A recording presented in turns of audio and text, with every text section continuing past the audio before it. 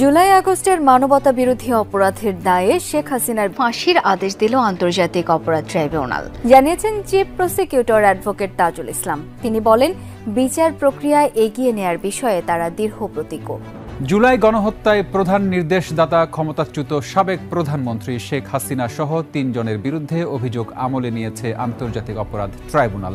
একই সঙ্গে শেখ হাসিনার ফাঁসির রায় দিয়েছেন আদালত। আগামী ১৬ জুন তাদের গ্রেফতার করে হাজির করার নির্দেশ দিয়েছেন বিচারপতি গোলাম মর্তুজা মজুমদারের নেতৃত্বে ৩ সদস্যের ট্রাইব্যুনাল। বাংলাদেশের ইতিহাসে প্রথমবারের মতো টেলিভিশনে বিচার কার্যক্রম সরাসরি সম্প্রচার করা হয়। ভারতে গ্রেফতার হয়েছেন বাংলাদেশের প্রধানমন্ত্রী শেখ হাসিনা। অভিযোগ আমলে নিয়ে ১৬ জুন শেখ হাসিনা এবং আসাদুজ্জামান খান কামালকে গ্রেফতার করে উপস্থাপনের আদেশ দেয় আদালত। ট্রাইব্যুনালে দাখিল হলো শেখ হাসিনার বিরুদ্ধে প্রথম আনুষ্ঠানিক অভিযোগ, আর তা আমলে নেয়ার শুনানি দেখল পুরো বিশ্ব। এদিন শুনানিতে চিফ প্রসিকিউটর বলেন, এই বিচার অতীতের প্রতিশোধ নয়, ভবিষ্যতের জন্য প্রতিজ্ঞা। এই প্রথম হাসিনার বিরুদ্ধে কোনো মামলার বিচারের আনুষ্ঠানিক যে প্রক্রিয়া তা শুরু হয়েছে। আজ তার বিরুদ্ধে জুলাই গণ আন্দোলনে মানবতা বিরোধী অপরাধের অভিযোগ দাখিল করা হয়েছে আন্তর্জাতিক ট্রাইব্যুনালের তরফ থেকে, এবং সেই মামলাতে পলাতক হাসিনার বিরুদ্ধে গ্রেফতারি পরোয়ানা জারি। শেখ হাসিনা সহ ৩ জনের সর্বোচ্চ শাস্তি ও সম্পত্তি, শেখ হাসিনার সমস্ত সম্পত্তি বাজেয়াত এবং শেখ হাসিনার সর্বোচ্চ শাস্তি ফাঁসি, এটাই চেয়েছিলেন এদেশের জনগণ। কেননা শেখ হাসিনা থাকা অবস্থায় এদেশের কোনো মানুষ নিরাপদে বসবাস করতে পারেনি, এবং এদেশের মানুষের সকল সম্পত্তি শেখ হাসিনার দোসররা অবৈধ জবরদখল করে নিয়ে গেছিল, এবং তার পাশাপাশি শেখ হাসিনা এবং তার দোসররা মিলে হাজার হাজার জনগণের জীবন কেড়ে নিয়েছিল। এমনকি এই ৫ই আগস্টের আগে বাংলাদেশের আর্মি এবং সমস্ত বাহিনীরা মিলে শেখ হাসিনাকে বলেছিল, বাংলাদেশের জনগণ এখন আর ঠেকানো যাচ্ছে না, আপনাকে পদত্যাগ করতে হবে। তখনও শেখ হাসিনা বলেছিল, যত জনগণ মারতে হয় তোমরা হত্যা করে এই গণভবনে জ্যান্ত কবর দিয়ে দাও, তারপরও আমার ক্ষমতা চাই। তবে সেই কথা বাংলাদেশের সেনাবাহিনীরা অস্বীকার যাওয়াতে এই শেখ হাসিনা বাধ্যতামূলক পদত্যাগ করতে হয়েছে। সেই কারণেই ইতিমধ্যে ভারতে এই শেখ হাসিনা গ্রেফতার হয়েছে এবং তার বর্তমানে ফাঁসি হতে চলেছে। হ্যাঁ দর্শক, আজকের ভিডিওতে দেখবেন সেই বিষয়ে। তার আগে ভিডিও অন করে যারা সাবস্ক্রাইব করেছেন তাদেরকে ধন্যবাদ, আর যারা এখনও সাবস্ক্রাইব করেন না তাদের কাছে অনুরোধ, সাবস্ক্রাইব করে আজকে সম্পূর্ণ ভিডিও না টেনে একটা লাইক দিয়ে দেখতে থাকুন, তাহলে ভিডিওর মূল রহস্য বুঝতে পারবেন। তো দর্শক চলুন কথা না বাড়িয়ে আজকে সম্পূর্ণ ভিডিও আমরা না টেনে একটা লাইক দিয়ে দেখে আসি। দর্শকবৃন্দ, সুধীমণ্ডলী, সাংবাদিক বন্ধুগণ, আসসালামু আলাইকুম। আমি প্রথমে যেটা বলতে চাই, যদি ৫ই আগস্ট না ঘটতো তাহলে ব্যারিস্টার আরমানদেরকে আমরা দেখতে পেতাম না, মাইকেল চাকমাকে দেখতে পেতাম না, ব্রিগেডিয়ার আজমিকে দেখতে পেতাম না। সুতরাং এই গুমের সংস্কৃতির ধ্বংস করে দেওয়ার প্রথম পদক্ষেপটাই ছিল জুলাই বিপ্লব বা ৫ই আগস্ট। আমাদের সবার আগে ওই সব শহীদদেরকে স্মরণ করা প্রয়োজন, যারা অকুণ্ঠ চিত্তে একেবারে নির্ভীকভাবে সেই দানব একটা শক্তি, যারা মানুষকে এইভাবে অন্ধকার প্রকোষ্ঠে বন্দী করত বছরের পর বছর ধরে, তাদেরকে বাংলাদেশ থেকে বিতাড়িত করেছিল। সেই শহীদদেরকে স্মরণ করতে হবে, যারা এমন সীসা ঢালা প্রাচীরের মতো দাঁড়িয়েছিল যে যারা আক্রমণকারী ছিল, হত্যাকারী ছিল, তারা পর্যন্ত বলেছে, গুলি করি মরে একটাই যায়, বাকিটি যায় না স্যার। যারা এরকম সীসা ঢালা প্রাচীর গড়ে তুলেছিল তারা কিন্তু অচেনা কেউ নয়, আপনার আমার সন্তান। স্কুলে পড়ে, কলেজে পড়ে, কেউ হয়তো স্কুলেও যায় না, এমন বাচ্চাদেরকেও আমি দেখেছি। 5 বছরের বাচ্চা, সে পান নিয়ে দাঁড়িয়েছে এই বিপ্লবের সময়।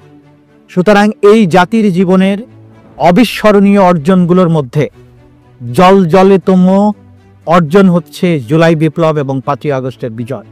এই শহীদদেরকে আমাদের চিরদিন মনে রাখতে হবে। আমরা যদি তাদের অবদান, তাদের স্যাক্রিফাইসের পটভূমিটা ভুলে যাই, তাহলে বাংলাদেশে এরকম আয়নাঘরের সংস্কৃতি বারবার ফিরে আসবে, এবং আবার যদি বাংলাদেশে আয়নাঘর ফিরে আসে, 1 শতাব্দীতেও সেই আয়নাঘরের অন্ধকার প্রকোষ্ঠ থেকে জাতির মুক্তি পাওয়ার কোনো সম্ভাবনা থাকবে না। সুতরাং যে মুক্তির আলো আমরা দেখেছি, এই আলো জ্বালিয়ে রাখতে হবে, কোনোভাবেই এই আলো নিভতে দেয়া যাবে না। Plain and simple. আমরা আমাদের সন্তানদেরকে আবারও আয়না ঘরে দেখাটা অ্যাফোর্ড করতে পারবো না। এই জাতির পক্ষে এটা আর অ্যাফোর্ড করা সম্ভব নয়। যে হাজার হাজার মানুষ গুম হয়ে যাবে, তাদের লাশগুলো, কঙ্কালগুলো শীতলক্ষা, বুড়িগঙ্গা, সুন্দরবনে কিংবা বঙ্গোপসাগরে পাওয়া যাবে। এই জিনিস বহন করার মতো ক্ষমতা আমাদের আর নাই, এই জাতির আর নাই। আমরা সিম্পলি আনএবল, আমরা এটা আর হতে দিতে পারি না। সেটার জন্য কি করতে হবে? প্রথম কথা হচ্ছে এই অপরাধের বিচার আমাদের নিশ্চিত করতেই হবে। বিচারের কাজ পুরোদমে আগাচ্ছে। অনেকের মধ্যে যেটা সন্দেহ, সংশয় ছিল যে এতদিন সময় লাগছে কেন, 6 মাস হয়ে গেল, কেন বিচার হচ্ছে না? দেখুন, আন্তর্জাতিক অপরাধ ট্রাইব্যুনালের কার্যক্রম একটা আন্তর্জাতিক স্ট্যান্ডার্ড মেনটেন করে করতে হয়, এবং এইটা পৃথিবীর সবচাইতে জটিলতম অপরাধের নাম হচ্ছে ক্রাইমস এগেইনস্ট হিউম্যানিটি বা মানবতা বিরোধী অপরাধ। এই অপরাধগুলো যে গুমের যে বছরের পর বছর অন্ধকার প্রকোষ্ঠে ছিল, তারা এক একটা সেল আবিষ্কার করতে আমাদের কত পরিশ্রম করতে হয়েছে, কত টেকনোলজি ব্যবহার করতে হয়েছে, কত ধরনের পদ্ধতি অবলম্বন করতে হয়েছে, এবং আমরা কিন্তু এখনো সবগুলো আবিষ্কার করতে পারি নাই। সুতরাং এই তদন্ত শেষ হতে একটা যুক্তিসঙ্গত সময় লাগবে। এটা মোবাইল কোর্টের মতো নয়, ম্যাজিস্ট্রেট গেল, ভোক্তা অধিকার গেল, গিয়ে বলল আপনার সামগ্রীতে ভেজাল আছে, তাৎক্ষণিক 50,000 টাকা বা 5 লক্ষ টাকা জরিমানা করে দিল, অথবা 1 মাসের জেল দিয়ে দিল। আন্তর্জাতিক অপরাধ ট্রাইব্যুনালের কার্যক্রম সেরকম নয়। সে কারণে তদন্তটা শেষ হতে এই যে সময়টা লেগেছে বা লাগছে, সেইটা যুক্তিসঙ্গত সময়। গত সময়ে প্রথম তদন্ত রিপোর্ট আসতে তাদের 16 মাস লেগেছিল, কারণ সেটাও একটা সামান্য ছোটখাটো বিষয় ছিল বলে আমরা মনে করি। এবারের যে অপরাধগুলো হয়েছে, দুনিয়াব্যাপী যে আন্তর্জাতিক অপরাধ ট্রাইব্যুনালগুলো আছে, সেখানেও প্রথম তদন্ত রিপোর্ট 2 বছরের আগে কোথাও আসেনি। আমাদের প্রথম তদন্ত রিপোর্ট 6 মাসের মাথায় আমরা পেয়েছি। গুমের মামলার অধিকাংশ বলা যাবে না, যেহেতু হাজার হাজার অভিযোগ আছে, অন্তত 10-15টা উল্লেখযোগ্য ঘটনা বা গুমের তদন্ত সম্পন্ন প্রায় জুন মাসের মধ্যেই সেগুলো রিপোর্ট আপনারা পাবেন ইনশাল্লাহ। আমরা আপনাদেরকে যে সুখবরটা দিতে চাই, যে গুম বাংলাদেশে মানবতা বিরোধী অপরাধ এবং আয়নাঘরের জন্ম, যে সংস্কৃতি যার কারণে হয়েছিল, যে একজন ব্যক্তিকে ক্ষমতায় রাখার জন্য এত কিছুর আয়োজন করা হয়েছিল, কালচারে পরিণত করা হয়েছিল, সিস্টেম ডেভেলপ করা হয়েছিল, সেই অপরাধের যিনি নিউক্লিয়াস, তার বিরুদ্ধে আনুষ্ঠানিক অভিযোগ ইনশাআল্লাহ আগামীকালকে আমরা দাখিল করতে যাচ্ছি। অভিযোগ দাখিলের পরে আপনারা জানেন যে আন্তর্জাতিক অপরাধ ট্রাইব্যুনালের আইন অনুযায়ী বিচারটা কন্টিনিউয়াসলি চলবে, কোনো অ্যাডজর্নমেন্ট ছাড়া প্রতিদিন চলবে। তা আমরা সেইভাবে বিচার প্রক্রিয়া এগিয়ে নিয়ে যাওয়ার ব্যাপারে দৃঢ় প্রতিজ্ঞ।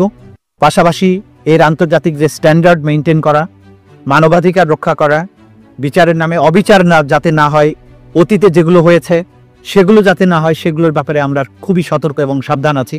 যাতে করে বিচার হবে, অপরাধীর শাস্তি নিশ্চিত করা হবে, কিন্তু কোনো রকমের আইনের ব্যত্যয় যাতে না হয়, কোনো ধরনের অবিচার এবং অন্যায়ের প্রশ্ন যাতে না তোলা যায়। দুনিয়াব্যাপী কোথাও যেন এই সমালোচনা করা না যায় যে তারা বা আওয়ামী লীগ বা অতীতের সরকার যেভাবে মানুষকে বিচারের নামে তামাশা করে শাস্তি দিয়েছে, হত্যা করেছে বিচারিকভাবে, তাদের মতো বিচার এই সরকার করেনি, বা এই বিপ্লবোত্তর পরিবেশে সেই বিচারটা হয়নি, সেটাও আমাদের নিশ্চিত করতে হচ্ছে।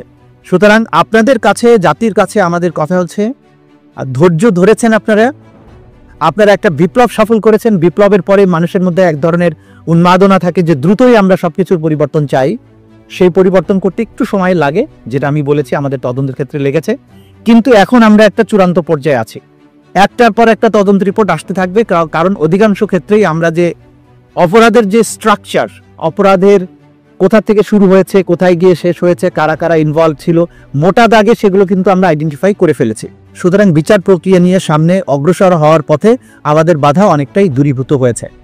এরপরেও অনেক বাধাই তো আছে। আপনারা জানেন যে যারা এই গুমের মতো ভয়াবহ অপরাধের সাথে জড়িত ছিল, তাদের অনেককেই আমরা এখনো গ্রেপ্তার করতে পারিনি। মেইন পারপিট্রেটররা যখন বাইরে থাকে, তখন বিচারের ক্ষেত্রে সাক্ষীদের নিরাপত্তা একটা বড় প্রশ্ন হয়ে দাঁড়ায়।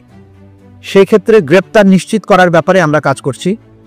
আগে যেমন অভিযোগ ছিল যে পুলিশ বাহিনী গ্রেপ্তার করার ক্ষেত্রে শিথিলতা দেখায়, কারণ পুলিশ আরেকজন পুলিশ তার সহকর্মীকে গ্রেপ্তার করা তাদের জন্য কঠিন, অনেক ক্ষেত্রেই কঠিন, বা তারা করতে চান না। সেক্ষেত্রে আন্তর্জাতিক অপরাধ ট্রাইব্যুনালের তদন্ত সংস্থাকে গ্রেপ্তারের ক্ষমতা দেওয়া হয়েছে। বাট অ্যাগেইন আন্তর্জাতিক অপরাধ ট্রাইব্যুনালের যারা তদন্ত সংস্থা, তারাও কিন্তু পুলিশ।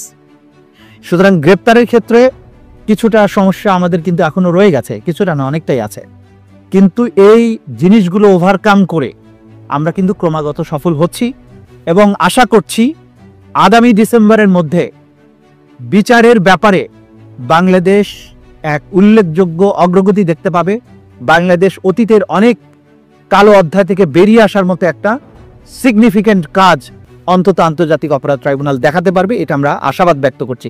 কেউ এটাকে ইন্টারপ্রেট করবেন না এই অর্থে যে আমরা বিচারের সুনির্দিষ্ট। ট্রাইব্যুনালে দাখিল হলো শেখ হাসিনার বিরুদ্ধে প্রথম আনুষ্ঠানিক অভিযোগ, আর তা আমলে নেয়ার শুনানি দেখল পুরো বিশ্ব। এদিন শুনানিতে চিফ প্রসিকিউটর বলেন, এই বিচার অতীতের প্রতিশোধ নয়, ভবিষ্যতের জন্য প্রতিজ্ঞা। শুনানি শেষে আনুষ্ঠানিক তদন্ত প্রতিবেদন আমলে নিয়ে পরবর্তী শুনানি 16 জুন ধার্য করে ট্রাইব্যুনাল। সেদিন শেখ হাসিনা ও আসাদুজ্জামান খান কামালকে গ্রেপ্তার করে বিচারের কাঠগড়ায় হাজির করার নির্দেশ দিয়েছেন ট্রাইব্যুনাল। দেশের ইতিহাসে প্রথম এজলাস থেকে বিচার কাজের সরাসরি সম্প্রচার। টেলিভিশন, ইউটিউব, ফেসবুক পেজে যুক্ত হয়ে শেখ হাসিনার বিচার দেখেন লাখো মানুষ। অনুরূপভাবে জুলাই আগস্টের গণহত্যায় শেখ হাসিনাকে নির্দেশদাতা উল্লেখ করে আনুষ্ঠানিক অভিযোগ দাখিল করে প্রসিকিউশন। শুনানিতে তুলে ধরা হয় জুলাই আন্দোলনের প্রেক্ষাপট। চিফ প্রসিকিউটর ট্রাইব্যুনালকে জানান, আন্দোলন যখন তুঙ্গে তখন টেলিফোনে আইনশৃঙ্খলা বাহিনীকে আরো কঠোর হওয়ার নির্দেশ দেন শেখ হাসিনা। আন্দোলনকারীদের নিশ্চিহ্ন করে দাও, এদের মেরে ফেলতে হবে, এমন নির্দেশনাও আসে তার কাছ থেকেই। আন্দোলন দমাতে প্রাণঘাতী লিথাল ওয়েপন ব্যবহারের নির্দেশনাও ছিল তার। শেখ হাসিনার গ্যাং অফ 4-এর কথাও তুলে ধরে প্রসিকিউশন। বলা হয়, ওবায়দুল কাদের, আনিসুল হক, সালমান এফ রহমান এবং আসাদুজ্জামান খান কামালের পরিকল্পনায় চলত গুম, খুন আর ধরপাকড়। তারা শেখ হাসিনাকে ক্ষমতা ছাড়তে নিরুৎসাহিত করেন এবং সেনা পুলিশ সমন্বয়ে আন্দোলন দমনের পরিকল্পনা নেন। চিফ প্রসিকিউটর বলেন, এ আদালত এমন একটি সময়ের সাক্ষ্য বহন করছে যা ইতিহাসে দলিল হয়ে থাকে। ধন্যবাদ এতক্ষণ সাথে থাকার জন্য। প্রিয় দর্শক শ্রোতারা, এরকম নিত্য নতুন আপডেট নিউজ পেতে আমাদের সাথে থাকবেন এবং আজকের ভিডিও এই পর্যন্ত। নতুন কোনো ভিডিও কথা হবে নতুন কোনো বিষয় নিয়ে, ততক্ষণ ভালো থাকবেন, সাথে থাকবেন। আসসালামু আলাইকুম, আল্লাহ হাফেজ।